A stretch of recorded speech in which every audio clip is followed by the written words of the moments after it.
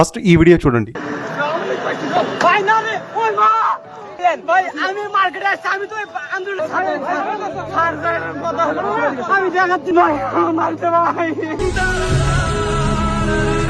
చూసారుగా దీపు చంద్రదాస్ ని పోలీసులు ఎలా లాక్కెళ్తున్నారు. యాక్చువల్ గా ఈయన్ని పట్టించింది ఆయన తోటి వర్కర్స్. ఈ దీపు పనిచేసే ఫ్యాక్టరీ ఉండేది ఎక్కువ ఇస్లామిక్ ఉండే ఏరియాలోనే. అందులో వర్కర్స్ కూడా మోస్ట్లీ వాళ్ళే. December 18th వాళ్ళకు జరిగిన ఒక మీటింగ్ లో అన్ని మతాలు సమానమే, దేవుడు ఒక్కడే అని చెప్పేసి దీపు అన్నాడంట. అదే వాళ్లకు దీపు చేసిన పెద్ద తప్పులా కనిపించింది. అదే రోజున యాంటీ ఇండియన్ అయినటువంటి ఈ ఉస్మాన్ అడి చనిపోయాడు. సో ఆ టైంలో అక్కడ ఇస్లామిక్ ప్రజలు రోడ్లపై విధ్వంసం చేస్తూ ప్రొటెస్టులు చేస్తున్నారు. అప్పటికే దీపుపై కోపంతో ఉన్న కోవర్కర్స్ మైట్ బి అక్కడ పోలీసులకు పట్టించిన తర్వాతనేమో ఈ రోడ్లపై ప్రొటెస్టులు చేసే వాళ్ళకి పట్టించారట. వాళ్ళేమో అప్పటికే హడిని ఇండియన్సే చంపేశారని చెప్పేసి గొడవలు చేస్తున్నారు. ఇంకా హిందువు దొరికాడు కదా అని చెప్పేసి అరాచకంగా కొట్టి తన్ని రోడ్లపై ఈడ్చుకుంటూ వెళ్లి చెట్టు కట్టేసి కాల్ చేశారు. ఆ తర్వాత మన గవర్నమెంట్ అక్కడి గవర్నమెంట్ పై పెట్టిన ప్రెషర్ కు అక్కడి పిఎం మొహమ్మద్ యూనస్ పోలీసులతో చేయించిన ఇన్వెస్టిగేషన్ లో ఆ దాడిలో ఉన్న ఒక 10 మందిని అరెస్ట్ చేశారట. మన ఇండియాలో ఈ దాడులకు వ్యతిరేకంగా చాలా మంది ప్రొటెస్టులు చేస్తున్నారు. ఢిల్లీలోని బంగ్లాదేశ్ హైయర్ ఆఫీసర్స్ ఆఫీస్ దగ్గర నిరసనలు వెలుగుతున్నారు. ఈ దాడులు ఓన్లీ అక్కడ ఉన్న హిందువులపై మాత్రమే కాదు, క్రిస్టియన్స్ పై, అక్కడ ఉన్న అదర్ రిలీజియన్స్ పై కూడా దాడులు చేసి వాళ్ళ దేశం నుంచి తరిమేశారట. దీని వెనక బంగ్లాదేశీల మాస్టర్ ప్లాన్ వేరే ఉంది. అదేంటో నెక్స్ట్ వచ్చే వీడియోలో చెప్తాం. ఇలాంటి మరెన్నో వీడియోస్ కోసం మన పేజ్ ని ఫాలో చేసేయండి.